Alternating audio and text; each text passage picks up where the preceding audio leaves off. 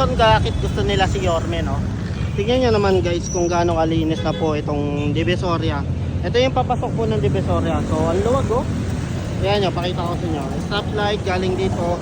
Tuloy-tuloy na. Wala na may mga vendors po dito sa mga gilid. Yan sa gilid. Dati merong mga vendors po dyan. No, na hanggang doon pero tinanggal na po ni Yorme, no? So pakita ko na, pasilip ko sa inyo yung kaganapan po dito.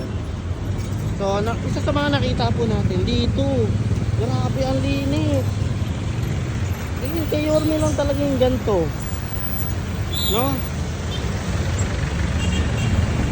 Ayan no, ang linis dito sa dinadaanan natin, no? Bakit traffic dyan sa kabila? Kasi stoplight eh. Pero tingnan mo, tuloy-tuloy na yung daloy ng traffic. Ang ganda.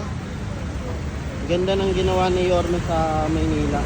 Kasi alam niya, isa sa mga nagpapakalat dito sa Maynila, yung mga vendors, no? So hindi naman natin sila inaalisan ng karapatan, okay naman, pero dapat nasa tamang ano sila, tamang lugar kung saan magbenta na hindi sila makakahalang sa traffic, no?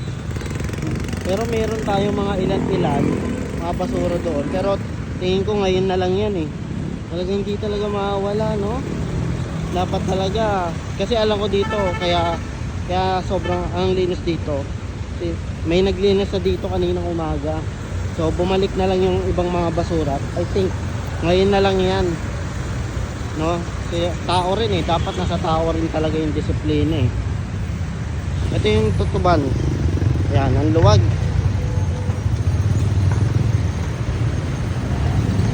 So ang linis, ang ganda na ng Divisoria.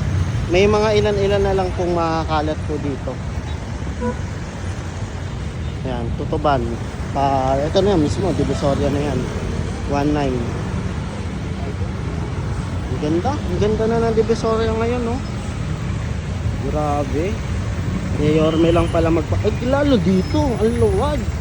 Dati naalala ko may mga ano dyan, vendors, oh. Ngayon, wala na.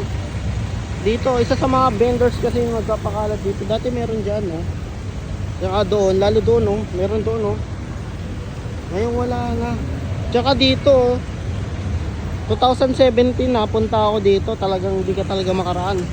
Sinasarado pa nga kalsada dahil nga sa mga vendors eh. Pero ngayon may ano na, maluwag na. Maluwag na.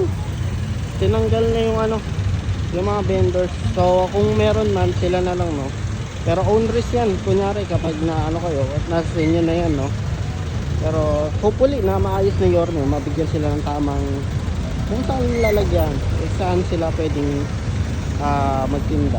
Pero ang linis.